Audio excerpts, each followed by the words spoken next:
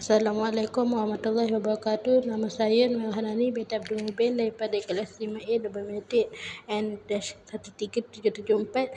Kod subjek BCD 2123. Subjek pemakanan, kesihatan dan keselamatan kanak-kanak. Saya memilih kesihatan kanak-kanak.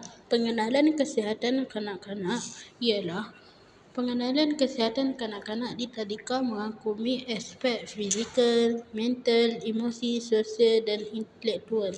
Bertujuan membentuk tabiat sihat dari awal melalui kesihatan diri seperti mandi, cuci tangan dan gosok gigi.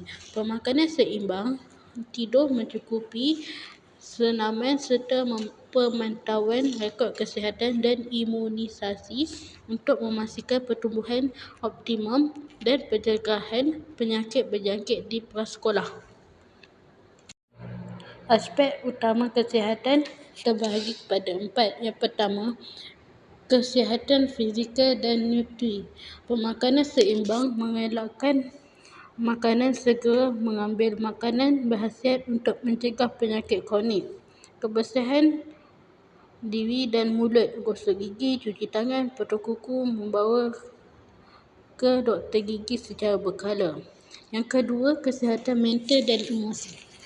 Perhubungan keluarga erat, memberi kasih sayang dan perhatian untuk membina harga diri positif. Persekitaran rumah sihat, rumah yang selesa menyokong perkembangan personaliti. Yang ketiga, keselamatan dan perkembangan. Pengawasan ibu bapa perlu mengawasi aktiviti anak terutamanya di prasekolah.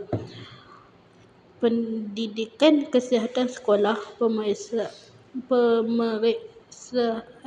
kesihatan dan pendedahan ilmu kesihatan di sekolah. Yang terakhir, penggunaan rekod kesihatan, buku rekod kesihatan, alat penting untuk memantau kesihatan bayi dan kanak-kanak dari lahir. Kepentingan pendidikan kesihatan terbahagi kepada 4. Yang pertama, membina tabiat sihat, menanamkan amalan seperti membasuh tangan, menjaga kebersihan diri dan cara pengurusan pakaian bersih dari usia muda untuk mengelakkan jangkitan kuman dan penyakit kulit. Yang kedua, meningkatkan kualiti pemakanan, menggalakkan pengambilan buah-buahan, sayur-sayuran dan makanan seimbang sambil mengurangkan minuman bergula dan membantu dalam pembesaran sihat dan mengawal. Yang ketiga, mencegah penyakit, mengurangkan risiko penyakit berjangkit dan tidak berjangkit melalui amalan pencegahan. Yang keempat, meningkatkan kilit kesihatan, membantu individu memahami maklumat kesihatan bagi menjaga diri dan komuniti. Ciri-ciri kesihatan kanak-kanak terbahagi kepada 2. Yang pertama, ciri-ciri fizikal, pertumbuhan dan perkembangan berat badan dan tinggi badan sesuai dengan usia, pergerakan aktif dan koordinasi baik.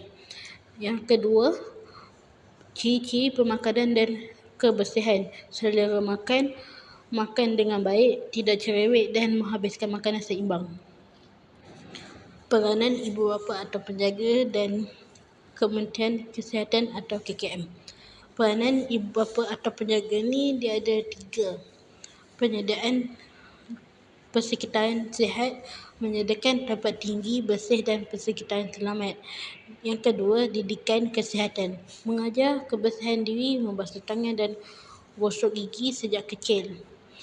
Yang ketiga, pemeriksaan, membawa anak ke klinik untuk pemeriksaan kesihatan berkala. Dari segi KKM pula ada 3 juga. Yang pertama, perancangan dasar, merancang dan melaksanakan dasar serta strategi kesihatan kanak-kanak.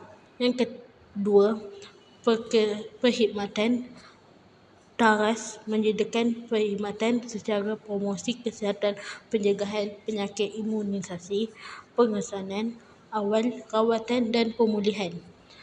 Yang ketiga, pemantauan, memantau keberkesanan program kesihatan bayi dan kanak-kanak. Manfaat kesihatan kanak-kanak ada 5. Yang pertama, perkembangan otak dan fizikal yang sihat. Yang kedua, sistem imuniti yang kuat, tulang dan otot kuat. Yang ketiga, kesihatan kulit, gigi, mata yang baik. Yang keempat, pembelajaran sempurna dan perkembangan sosial positif. Yang kelima, mengurangkan risiko penyakit berbentuk dewasa sihat. Kesimpulan,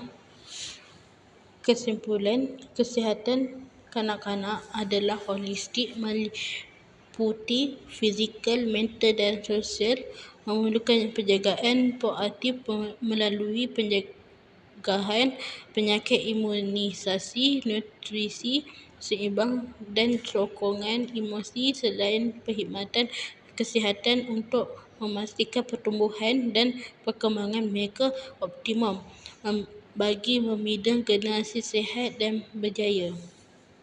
Sekian, terima kasih.